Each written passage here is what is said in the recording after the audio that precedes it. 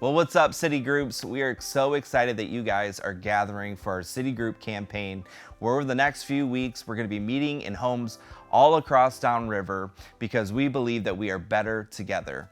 And inside these groups, we're going to have fun as we eat, we share stories, and we talk about faith. It's going to be an incredible time. But the main point of this whole group meeting is we're going to be talking about the things that we discussed on the weekend. And hey, I just want to talk to the person in the room who's here for the very first time.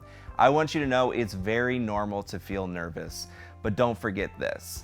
You are surrounded by a bunch of people that are glad that you are here today. And yes, you may feel uncomfortable, but you don't have to feel uncomfortable because these people are rooting for you.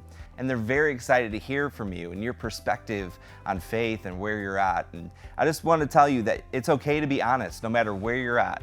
If you're really close with Jesus or you're far away and you're just questioning, listen, you can be yourself, you can be authentic and know that you're in a place where people love you and are excited to hear from you. And this past weekend, we continued on in our series called Jesus According to Matthew. And Pastor Jeremy talked about the fight between good and evil. There's a spiritual warfare out there. And I think we see this played out in a bunch of different ways in our life, right? The fight with good versus evil. It plays out in movies, in music, in stories, all over the place. I think the most obvious place that it shows up is every November. And this is the fight that I look forward to every year. There's a clear good and a clear evil. The good is at home here in Ann Arbor, Michigan. The Michigan Wolverines. And the evil is the Scarlet and Gray, Ohio State. And if you're an Ohio State fan, I want you to know everything I said about you feeling welcomed here, that was all a lie. You can leave now. I'm just joking. But listen, we've seen the good and evil play out inside of our lives in real ways. I would bet for you in your story, you've experienced the good in your life. You've seen the grace of God. You felt the warmth of your family. You felt the warmth of care and tenderness from the people you love. But you've also seen evil. Maybe you've seen natural evil in the world around you. Maybe there was an accident that took something or someone that you loved. Maybe you've seen cancer enter in someone's life. You've seen the evil that this world has. Or maybe you've seen the good and evil play out in your own life, in your actions.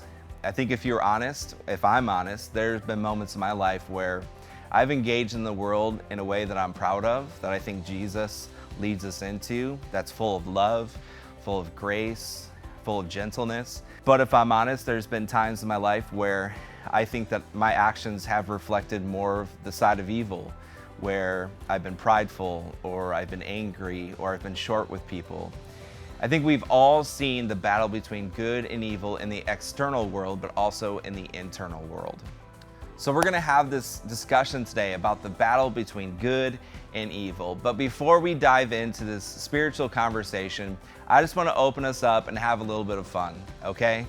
So I wanna ask you, what is the thing in your life that you can categorize as good versus evil in pop culture, okay? Something fun. So maybe it's Coke versus Pepsi. If you love Coke but you hate Pepsi, we wanna hear about that. Maybe it's pets, all right? Dogs are from Jesus, cats are from the other guy, right? Whatever it is inside of your life, let's have a little bit of fun. What's something you love, but on the other end, you absolutely hate it? Hey guys, have an awesome group. We're so excited to see what God does inside your city group in this campaign.